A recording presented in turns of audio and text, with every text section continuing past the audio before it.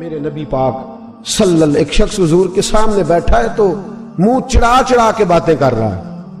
کچھ لوگ نقلیں اتارتے ہیں اور بزرگوں کی نقل اتارنا اور بزرگوں کی توہین کرنا یہ رب کو سب سے ناپسندیدہ فعل ہے. توہین کے انداز میں نقل اتارا تو کہتے ہیں منہ چڑھا چڑھا کے باتیں کر رہے تھے. میرے حبیب نے فرمایا نہ ایسے کر, بڑے میٹھے انداز, کیوں اپنے منہ کو بگاڑ رہا, نہ کر. کہنے لگا جی ہے ہی ایسا. حضرت ابو ہریرہ فرماتے میں قریب بیٹھا تھا, حضور مسکرا رہے اور نہ کر ایسے. کہنے لگا جی یہ میرا منہ ہے ہی ایسا. فرماتے میں دیکھ رہا تھا حضور کے چہرے کا رنگ بدلا, آنکھوں میں جلال آیا, اور میں اچھا جا پھر ایسا ہی ہو جائے, جا پھر ایسا ہی ہو جائے. کہتے ہیں میں نے دیکھا اس آدمی کا منہ بگڑ گیا.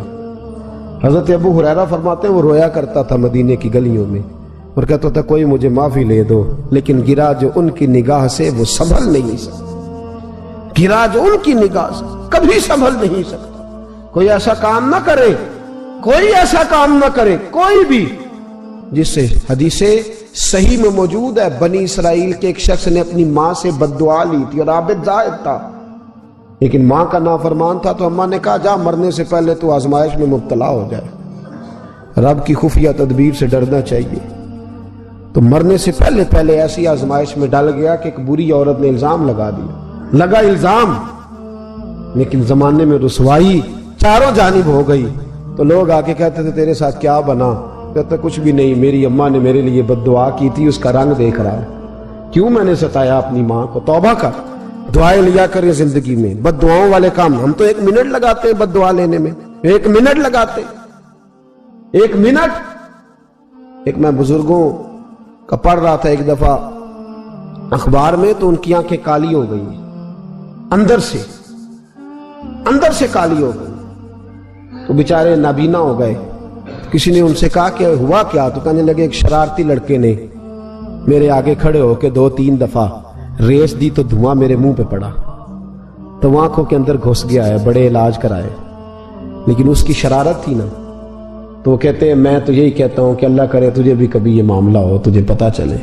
ہم نہیں, باز ہی نہیں آتے, ہم کسی کو تکلیف دینے کا کوئی موقع ہاتھ سے جانے نہیں دیتے. میرے عزیزو یاد رکھو, ڈھونڈا کرو کہاں کہاں کس کس کو ستا بیٹھے, کس کس کی توہین کر بیٹھے, کہاں کہاں ہم نے لوگوں کے بد دعائیں اکٹھی کی. بد دعائیں پیچھا کرتی ہیں, جس طرح دعا پیچھا کرتی ہے بد دعا بھی پیچھا کرتی ہے, وہ پیچھے پیچھے چلتی ہے, وہ تاڑتی ہے. عتبہ نے میرے رسول پاک صلی اللہ علیہ وسلم کی بے ادبی کی, حضور علیہ السلام کے چہرہ انور پر اس نے معاذ اللہ ثم معاذ اللہ تھوکنے کی ناپاک جسارت کی. میرے حبیب نے دعا فرمائی یا اللہ اللہم سلط علیہ قلب, اللہ اس پر درندہ مسلط کر دے. ابو لہب کا بیٹا تھا, رات کو جب سوتا تھا تو ابو لہب 2-4 بندوں کو معاوضہ دے کے کھڑا کرتا تھا کہ نیزے لے کے کھڑے ہو جاؤ, میرے بیٹے کے قریب کوئی نہ آئے. توجہ ہے آپ کی, نیزے لے کے کھڑے ہو جاؤ. لوگ کہتے تو انہیں نبی بھی نہیں مانتا اور بات ہر ایک مانتا ہے, پیغمبر بھی نہیں مانتا. تو ان کے جملے, کہنے لگا میں مانوں نہ مانوں بات الگ ہے, لیکن میرا تجربہ ہے جو اس کے منہ سے نکل جاتا ہے وہ ہو جاتا ہے, جو ان کی زبان اطہر سے نکل جاتا ہے وہ. ایک سفر پہ جا رہے تھے, قیام کرنا تھا, سونا تھا, 4 پہیاں لگی چاروں جانب, تو بیچ میں ابو لہب نے اپنے بیٹے کی 4 پائی لگائی, بیچ میں. جاگ رہے ہیں آپ لوگ, ارد گرد دوسرے لوگ سوئے, بیچ میں. اور لوگ کہنے لگے تو پاگل ہو گیا ہے, اگر کوئی شیر آئے گا تو باقیوں کو نہیں کاٹے گا, صرف اس کو کاٹے گا. کہنے لگا بد دعا تو اس کے لیے ہوئی ہے, دعائے ضرر تو اس کو ملی ہے, اسی پہ مسلط ہوگا. شیر آیا رات کے اندھیرے میں, لوگ تھکے ہوئے تھے, ایک بندہ جاگ رہا تھا. وہ کہتا ہے اس نے سب کے منہ سونگے, لیکن کسی کو اس نے تکلیف, کسی کو تکلیف. سونگتے سونگتے عتبہ تک آیا, اور لفظوں کا فرق دیکھیے گا, آیا ہے, چیرا ہے, پھاڑا ہے, ٹکڑے کیے, حصے بکھرے کیے, لیکن ایک بوٹی بھی نہیں کھائی. مار دیا, چہرہ بگاڑ دیا, وجود کاٹ لیا, چلا گیا قتل کر کے, کھایا نہیں ایک لقمہ بھی اس کے وجود. بھائی درندے پھاڑنے آتے ہیں کہ کھانے آتے ہیں, وہ کھایا نہیں پھاڑ کا چلا گیا.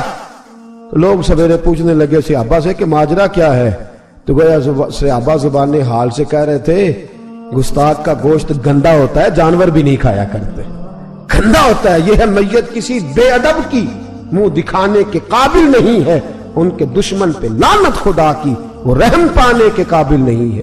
میرے رسول پاک صلی اللہ علیہ وسلم کی زبان اطہر سے اگر کبھی کسی شخص کے لیے ایسا جملہ نکل گیا تو پھر اس نے بھی اس کا پیچھا کیا، لیکن میرے حبیب نے دعائیں ہی دی ہیں۔ ام حرام، یہ بخاری کی حدیث ہے، ایک خاتون ہے رضی اللہ تعالیٰ عنہ، وہ کہتی ہیں ایک دن نا میں نے کہا یا رسول اللہ میرا دل کرتا ہے میرے گھر آئیں، تو حضور تشریف لائے تو بڑے تھکے ہوئے، محبوب سفر تھا، تو کہتے تھکے ہوئے تشریف لائے تو حضور آ کے بیٹھے ہی تو میں نے دیکھا کہ نیند کی طرف توجہ ہے حضور کی، کہتے میں نے تکیہ پیش کیا تو میں قربان جاؤں محبوب میرے گھر میں آرام کرنے لگے، کہتی ہم سارے نظارے دینے لگے، دیکھو ہم کتنے خوش قسمت ہیں کہ ہمارے بسترے بھی نور نالا نور ہو گئے، ہمارا گھر بھی چمک گیا، روشنی پھیل گئی۔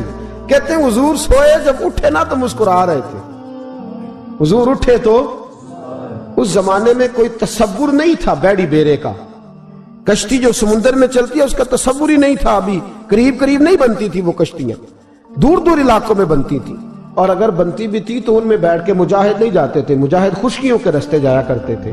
بی بی کہتی ہیں حضور اٹھے تو مسکرا رہے تھے، تو میں نے کہا حضور آپ کیوں مسکرا رہے ہیں، خیر تو ہے؟ تو نبی پاک نے فرمایا میں نے دیکھا ہے سوتے ہوئے کہ میری کچھ امت کشتیوں پر بیٹھ کے بھی کافروں کے خلاف جہاد کرے گی، دریاؤں میں بھی، اقبال نے کہا نا دشت تو دشت ہے، دریا بھی نہ چھوڑے ہم نے، بحر ظلمات میں دوڑا دیے گھوڑے ہم، کشتیوں میں بھی جہاد کرے گی میں نے دیکھا ہے۔ تو کہتی ہے میں نے فٹافٹ کہا یا رسول اللہ مجھے بھی شامل کر دے ان میں، حضور مجھے بھی ان میں، حضور ذرا جلدی جلدی، دیکھا جو ان کو بانٹتے تو میں نے بھی بڑھ کے پیار سے دستے عطا کے سامنے دستے طلب بڑھا دیا، میں نے بھی آگے بڑھ کے کہا حضور تھوڑی خیر ادھر، حضور مجھے بھی شامل کر دے، کہتے پہلے بوڑھی تھی، نبی پاک نے ہاتھ اٹھائے کہ یا اللہ اس کو بھی ان میں شامل کر دے۔ اب فرماتے ہیں سرکار کا وصال ہوا، کوئی جہاد نہیں ہوا سمندر والا، حضرت ابو بکر کے زمانے میں کوئی جہاد نہیں ہوا سمندر والا۔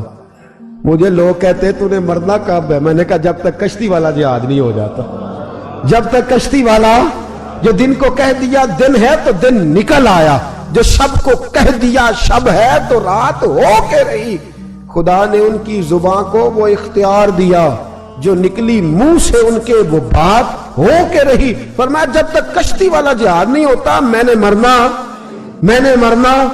تو پھر بابے کو کہنے دو نا عرش فرشتے بانگا ملیاں، مکے پہ گئی شور، اور بلے شاہ ایسا نہیں مرنا، گالی بکی بلے شاہ ایسا نہیں مرنا ہے، مر گیا ہی کوئی اور تبارت شاہ کدو مر دے جنہ کیتیاں نیک کمائیاں نے، بات ہی ختم کر دی، او کدو مر دے جنہ کیتیاں نیک کمائیاں نے۔ حضرت سلطان باہو رحمت اللہ علیہ فرماتے کامل پیر اونا دے باہو قبر جنہ دی جیوے، فرمایا میں نہیں مرتی۔ حضرت اسرائیل نہیں آتے وہ چھو کے گزرے گئے، کہتے بہنیں بھی چلی گئیں، بھائی بھی چلے گئے، خامد بھی چلا گیا، بچے بھی کئی گئے، اور میں اسی حالت میں۔ حضرت ابو بکر صدیق کا وصال ہوا، حضرت عمر کا وصال ہوا، حضرت عثمان کا، گن رہے ہیں آپ لوگ، حضرت ابو بکر کے 2.25 سال، حضرت سیدنا عمر فاروق کے کم و بیش 10 سال، حضرت عثمان غنی کے تقریباً 11 سال، کتنا عرصہ ہو گیا؟ کہتی ہیں کوئی، پھر حضرت علی کے 4.5 سال۔ بی بی کہتی ہے میں تر و تازہ تندرست کی تندرست لوگ پہتے ہو، بی بی تیرے ساتھ والے سارے چلے گئے، تو کب جائے گی؟ تو میں کہتی ساڑھے نبی دی زبان، ساڑھے نبی دی زبان، ساڑھے واسطے قرآن، میں کیسے جاؤں، ابھی جہاد ہی نہیں ہوا۔ کہتے ہیں خلفائے راشدین نے پردہ کیا، حضرت امیر معاویہ کا دور آیا، اور حضرت امیر معاویہ نے قسطنطنیہ کے لیے جب مجاہد بھیجے تو سمندر کا رستہ تھا۔ کہتی ہیں جب سواریاں جانے لگی تو کہنے لگے کچھ بیبیوں کی بھی ضرورت ہے کھانا پکانے کے لیے۔ کہتی ہے میں ہاتھ بھی کھڑا کرتی رہی، درود بھی پڑھتی رہی، اور محمد کی صداقت پر شکر بھی ادا کرتی رہی۔ کہتے ہیں میں نے ہاتھ کھڑا کیا تو مجھے کچھ لوگ کہنے لگے بی بی تو سلیکٹ ہو جائے گی، تو بوڑھی ہے۔ تو کہتی ہے میں نے کہا سلیکٹ ہو کیا جاؤں گی، مجھے جانے والے سلیکٹ کر کے گئے ہیں، مجھے سلیکٹ کیا گیا ہے، جنہوں نے ظاہری پردہ کیا ہے نا سلیکٹ مجھے، حضور نے دعا کر دی تھی تو نبی پاک کی دعا، फरमाती हमने कश्ती में भी बैठी, जिहाद भी किया, और जिस दिन वो जिहाद खत्म हुआ हजरत उम्मे हराम का विसाल हो गया। तो लोगों से पूछते बीबी चली गई, कहने लगे हाँ, मुस्तफा का किया हुआ वादा जो पूरा हो गया है। मेरे महबूब ने जिसको दुआ दे दी, मेरे रसूल करीम ने जिसके लिए जेड़े रह नहीं सी सकदे दीद बिना, अज उन्हां भी बारियां मारियां ने। जदों चमन विच खिजाने बाल खोले ते पंछी उड़ गए मार उड़ारियां ने। मुहम्मद बूटिया झूठा है जग सारा, हो कमली वाले दियां सच्चियां यारियां ने।